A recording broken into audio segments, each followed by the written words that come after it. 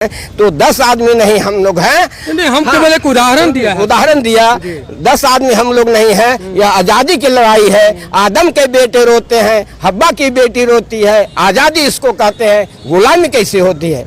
तो दोस्तों, आज जो हम लोग लड़ाई शुरू किए हैं, यह लड़ाई यहीं तक नहीं है। यह जब तक व्यवस्था परिवर्तन नहीं होगा तब तक यह लड़ाई नहीं रुकेगी।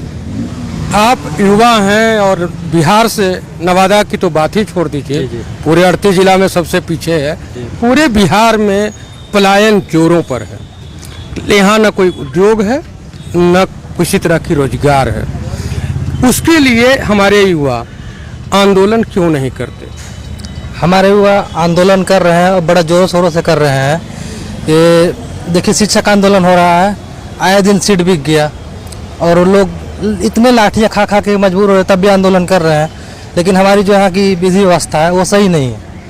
आंदोलन करने जाते हैं तो सिर्फ लाठियाँ और लाठियाँ बरसते हैं और सारी सरकार एक दूसरे को देख के बस देखा सिखी कर रहे हैं। बीजेपी वाले थे तो वो बोले थे हम रोजगार देंगे, यहाँ प्लांट कर देंगे, वहाँ प्लांट बैठा देंगे, लेकिन कहीं कुछ नहीं बैठा रहे हैं। बिहार में बोल रहे हैं सीमेंट फैक्ट्री खोलेंगे, सीमेंट फैक्ट्री पर भी बात हुई, फिर कहाँ कुछ कहीं कुछ नवादा में तो सीमेंट फैक्ट्री बन रहा है। वो ऐसे सघन नहीं कागज पे नहीं सर। बारसलीगंज में कुछ दिन पहले चीनी मिल था। एक मिनट, बारसलीगंज में एक चीनी मिल हुआ करता था, ये चचा लोग जानते होंगे। उस चीनी मिल से सभी को लाभ था, क्या बैकवर्ड क्या फॉरवर्ड, जो भी गन्ना लगाते थे सबको लाभ था। जो गन्ना नहीं लगाते थे वो भी वहाँ मजदूरी करते थे और उनके घर में शादी विवाह बारस जो भी था सब कुछ होता था। लेकिन उस चीनी के मिल को बंद कर दिया गया। आज उसको प्राइवेट आदमी को दे करके सघन इलाके में, अब यह शहर है, शहर के बीचों बीच सीमेंट का फैक्ट्री हो, वो खुल रहा है। जोरों से काम है, दिन दुना रात चौगुना काम चल रहा है। बताइए, इससे हानि होना है, लाभ नहीं? इससे तो लाभ होगा ही। हमारे आस पड़ोस के लोग जो वर्कर हैं उसमें काम करेंगे तो उनकी आर्थिक स्थिति अच्छी होगी और जो पढ़े लिखे हैं उनके उस स्तर का, जो जिस स्तर का है उसको काम मिलेगा। उस अगल बगल गांव के और इस जिले का विकास तो होना ही है। और पढ़े लिखे युवा भी बेरोजगार घूम रहे हैं। शिक्षक अभ्यर्थी भी लगातार लाठियाँ खा रहे हैं, चाहे वो बीजेपी की सरकार हो या फिर आरजेडी की सरकार हो। इनकी भी 17 महीने का सरकार रही तो लाठियाँ ही खाए और कुछ लोगों को नौकरी मिली है, लेकिन सभी लोगों को नहीं मिली है।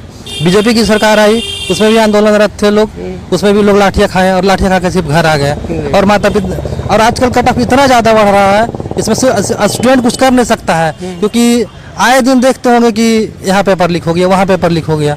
तो पेपर लीक क्या हम लोग आप लोग का स्तर के लोग नहीं कर सकते, जो करोड़पति है लखपति है वही कर सकते हैं। उनके नाम भी, एक चर्चित IAS का नाम आया नीतीश बाबू, उनको भी गायब कर दिए, यहाँ से ट्रांसफर उसका गुजरात करवा दिए। तो क्या है, ये पेपर बिकते रहेंगे, ऐसी लोग लाठियाँ खाते रहेंगे तो हमारा देश, हमारा राज्य कहाँ से विकसित होगा? तब परिचय, मेरा नाम गौतम कुमार हुआ, मैं पीपुल पार्टी ऑफ डेमोक्रेटिक का सदस्य हूँ और सिविल कोर्ट नवादा में जूनियर वकील के रूप में काम कर रहा हूँ।